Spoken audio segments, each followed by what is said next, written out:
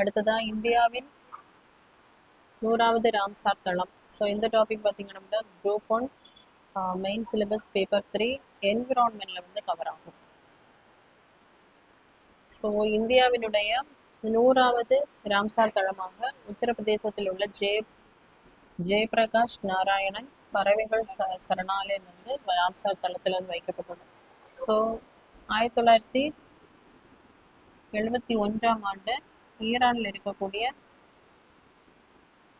Ramsar அப்படிங்கிற இடத்துல தான் இந்த ஈர நிலங்களை பாதுகாப்பதற்காக ஒரு இன்டர் கவர்மெண்டல் ட்ரீட்டி வந்து கொண்டு வந்திருக்காங்க. ஸோ இது யுனைடெட் நேஷன் கீழே இருக்கக்கூடிய யுனெஸ்கோ இந்த ஸ்பெஷலைஸ்டு ஏஜென்சியினுடைய ஒரு இன்டர்நேஷ்னல் ட்ரீட்டி தான் இந்த ராம்சார் கன்வென்ஷன். ஸோ இது எல்லா நாடுகளில் இருக்கக்கூடிய அந்த ஈர நிலங்களை வந்து பாதுகாப்பாங்க. அதற்காக நடவடிக்கை எந்தெந்த நாடுகள் எல்லாமே இதுல வந்து இந்த ட்ரீட்டில வந்து உறுப்பினராக இருக்காங்களோ அவங்க எல்லாமே அந்த ஈர நிலங்களை என்ன பண்ணுவாங்கன்னா பாதுகாப்பதற்காக நடவடிக்கை வந்து எடுப்பாங்க. ஸோ இந்தியா பார்த்தீங்க அப்படின்னா ஜனவரி 1, 1982ஆம் ஆண்டு தான் இதுல உறுப்பினராக ஜாயின் பண்ணியிருப்பாங்க.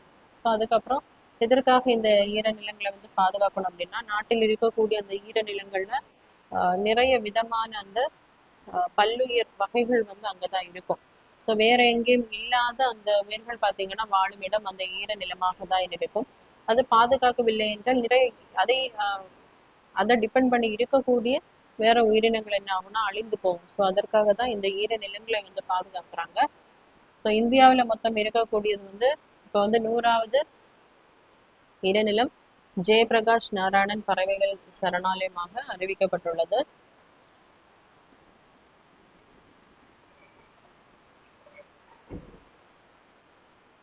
ஸோ இது பார்த்தீங்கன்னா இந்தியாவில் அதிக அளவில் ஈரநிலங்கள் ராம்சார் கன்வென்ஷன் அடிப்படையில் ஈரநிலங்கள் இருக்கக்கூடிய மாநிலம் வந்து தமிழ்நாடு. தமிழ்நாட்டில் இருக்கக்கூடியது 20 ராம்சார் தளங்கள் இருக்கு. அதுலேயுமே கன்னியாகுமரி மாவட்டத்தில் ஸோ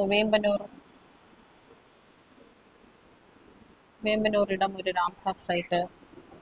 அதுக்கப்புறமா திருநெல்வேலி டிஸ்ட்ரிக்ட்ல பார்த்தீங்க அப்படின்னா குந்தன்குளம்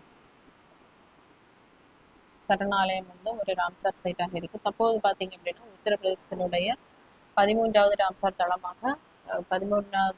தளமாக ஜெயபிரகாஷ் நாராயணன் பறவைகள் சரணாலயம் வந்து அறிவிக்கப்பட்டுள்ளது.